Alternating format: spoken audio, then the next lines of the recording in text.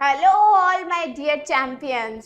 सो today मैं आपसे बहुत ही इम्पोर्टेंट डिस्कशन करने वाली हूँ और आपको स्ट्रैटेजी बताने वाली हूँ कि कुछ स्टूडेंट्स के इंग्लिश में 40 आउट ऑफ 40 कैसे आ जाते हैं। बहुत ही टफ है ना, क्योंकि अभी लैंग्वेज में फुल स्कोर करना बहुत ज़्यादा टफ होता है, I know.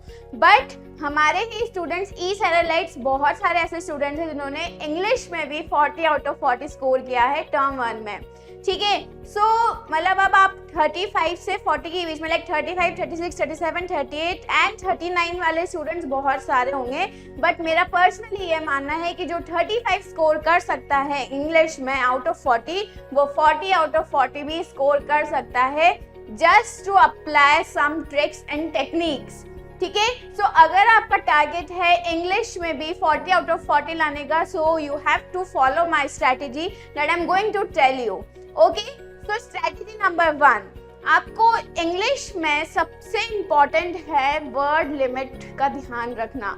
Yes, you have to be very careful about the word limit. For an example, अगर आपकी किसी भी आंसर की वर्ड लिमिट है 150 to 200 वर्ड्स, ठीक है, सो नॉर्मली स्टूडेंट्स क्या करते हैं, 150 to 200 की अगर वर्ड लिमिट है तो 200 तक जो है पूरा उसको आंसर को कंप्लीट करने का कोशिश करते हैं। ठीक है, but no, this is wrong, you don't need to do this. आपको क्या करना है, आपको पूरे 200 वर्ड्स नहीं लिखने हैं, जितनी मिनिमम आपकी वर्ड लिमिट है वहीं तक आपको आंसर कंप्लीट करना है। कैसे? जैसे आपकी वर्ड लिमिट स्टार्ट है 150 वर्ड्स, ठीक है, मतलब 150 वर्ड्स जो है वो मिनिमम है। सो मेक श्योर कि आप अपना आंसर 150 वर्ड्स में ही कंप्लीट कर लो। ठीक है, इसके दो बहुत ही मतलब अच्छे फायदे होंगे। वो क्या है? फर्स्ट, आपको जो इससे फायदा मिलेगा वो ये है कि आपका टाइम बचेगा।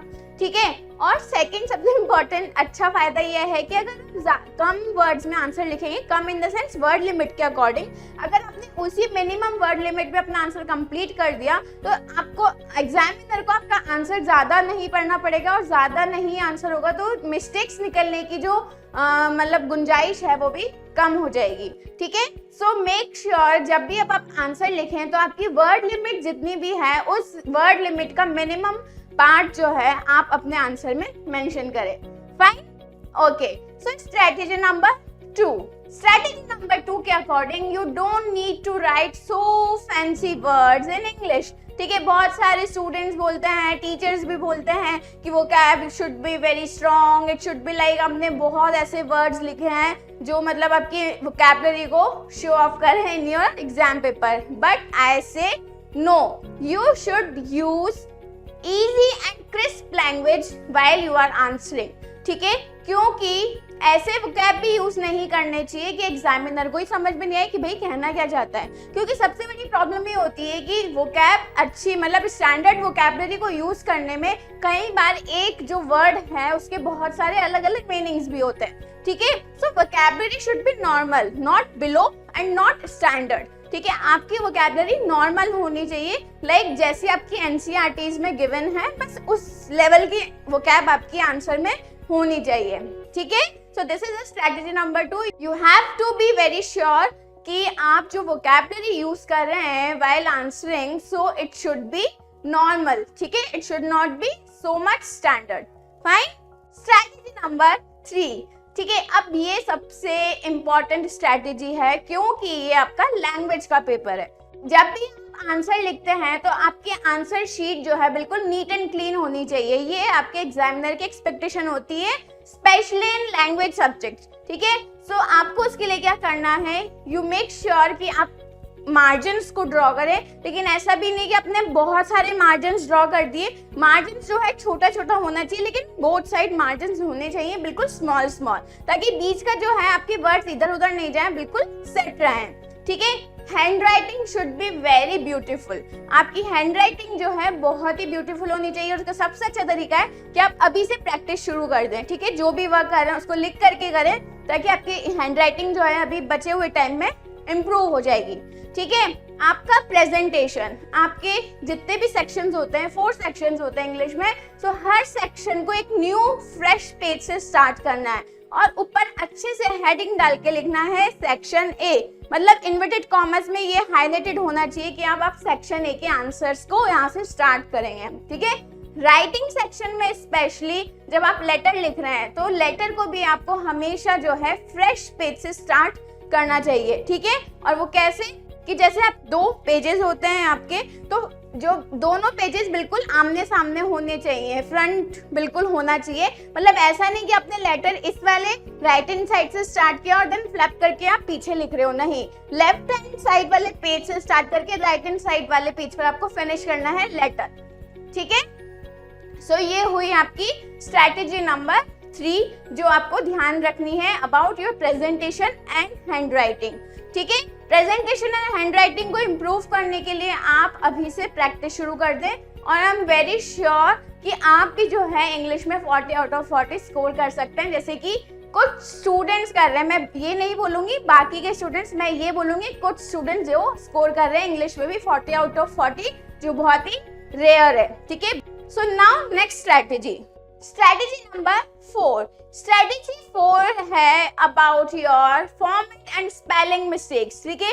फॉर्मेट किस लिए, ये प्रेजेंटेशन का ही पार्ट है वैसे तो, लेकिन राइटिंग सेक्शन में स्पेशली आपका जो भी राइटिंग पार्ट है, letter writing, story writing, paragraph writing, it should be in proper format, ठीक है। क्योंकि एग्जामिनर जो है आधे मार्क्स तो आपका फॉर्मेट देकर ही दे देता है, ठीक है। सो प्रेजेंटेशन की जहाँ बात आती है तो वहीं पर ही आपका इंक्लूड होता है format. Format should be very good in each and every answer, ठीक है। आप एक आंसर लिखने के बाद दूसरा आंसर स्टार्ट करने से पहले बीच में 2-3 लाइनों को अच्छे से छोड़े ताकि जो सेकंड आंसर है वो अच्छे से विजिबल हो, ठीक है ना। उसके बाद आपको ध्यान रखना है स्पेलिंग्स का, ठीक है। क्या होता है, बहुत सारे बच्चे जो स्पेलिंग्स में मिस्टेक करते हैं, सो उसकी भी प्रैक्टिस करके ही आप सही कर सकते हो उस चीज को, उस गलती को, कि आपको स्पेलिंग्स कम से कम मिस्टेक हो, ठीक है। और एक सबसे इम्पोर्टेंट पॉइंट जिसको आप बिल्कुल ऐसे कहीं पर नोट लिख करके लगा दें कि इंग्लिश में जो है आप जो भी आपसे लिखते लिखते कोई वर्ड गलत लिख दिया आपने, ठीक है, और आप उसको कट कर रहे हो, तो कट करने का भी एक नीट एंड क्लीन तरीका होता है। अब आप बोलोगे मैम कट करने का कैसे नीट एंड क्लीन तरीका हो सकता है? होता है। आप लोग क्या करते हो, मतलब कुछ स्टूडेंट्स क्या करते हैं, आपने कोई गलत वर्ड लिखा और उसके ऊपर ऐसे ऐसे पेन को मतलब ऐसे पूरे बहुत ज्यादा उसको ऐसे कर देंगे कि वो वर्ड जो आपको हाईलाइट हो जाएगा कि आपने यहाँ पर गलती करी है। No, don't do this. आपको क्या करना है, अगर आपने कोई मिस्टेक से कोई गलत वर्ड लिख दिया है तो just draw 1 single line on it, that's it, game over, ठीक है। सो आपको काटा पीटी ज्यादा नहीं करनी है, और अगर हो भी रही है बाय चांस तो आपको बहुत ज्यादा उसके ऊपर ऐसे सर्कल्स या लाइंस बहुत सारी ऐसे नहीं करनी है। Just put 1 straight line on it on the wrong word and that's it, ठीक है। सो ये भी आपका प्रेजेंटेशन का ही पार्ट होता है और इससे आपकी आंसर शीट की ब्यूटी भी दिखती है कि भाई ठीक है आपने मिस्टेक से कुछ गलत लिख दिया तो आपने उसको सही भी कर दिया just by drawing a single line on it. Fine. Now strategy number 5। Strategy number आपकी 5 है जो आपको अभी से प्रैक्टिस करनी है by solving all the sample papers, ठीक है। वो क्या है, टाइम मैनेजमेंट।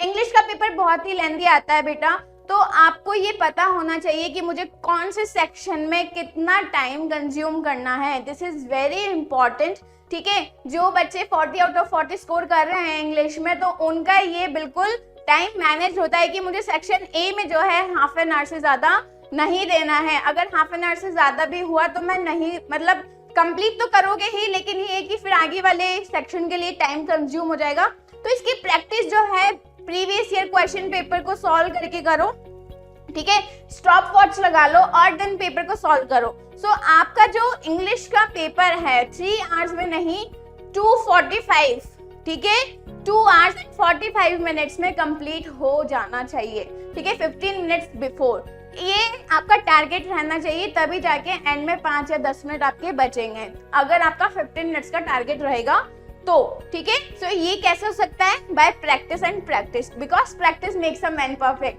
ठीक है। So practice makes a student perfect. So आपको प्रैक्टिस करनी है और टाइम डिसाइड करना है कि सेक्शन ए, बी, सी के लिए आपको पर्टिकुलर हर सेक्शन के लिए कितना टाइम कंज्यूम करना है। सो ये 5 स्ट्रैटेजी है, इंग्लिश में आप स्कोर कर सकते हैं 40 आउट ऑफ 40, ठीक है। और एक इम्पॉर्टेंट जो मैं आपको एक स्पेशली ट्रिक देना चाहती हूँ, स्पेशली जो है आप लोगों के लिए, वो ये है कि अगर आप राइटिंग सेक्शन में कोई भी आंसर लिख रहे हैं, चाहे वो पैराग्राफ राइटिंग हो, तो आपको जो उसकी एंडिंग है ना, वो बहुत ही एक पॉजिटिविटी वाली फील ला करके करनी चाहिए। लाइक उसमें कुछ पॉजिटिव नोट होना चाहिए, ताकि क्या हुआ, सबकॉन्शियसली एग्जामिनर जब उस आंसर को पढ़ेगा तो वो पॉजिटिव वाइब्स उसमें जनरेट होंगे और वो आपको मार्क्स भी अच्छे देगा। ठीक है, ये मतलब एक एक्स्ट्रा ऑर्डिनरी ट्रिक है जो मैं आपको बता रही हूँ। ठीक है, so I hope you will apply all these strategy in your English paper. ठीक है, और आई एम वेरी श्योर कि अगर आपने ये सारे मेथड और सारी स्ट्रेटेजीज को अप्लाई कर लिया, so no one can stop you by scoring 40 out of 40 in English as well. Fine? So keep practicing, students. Thank you.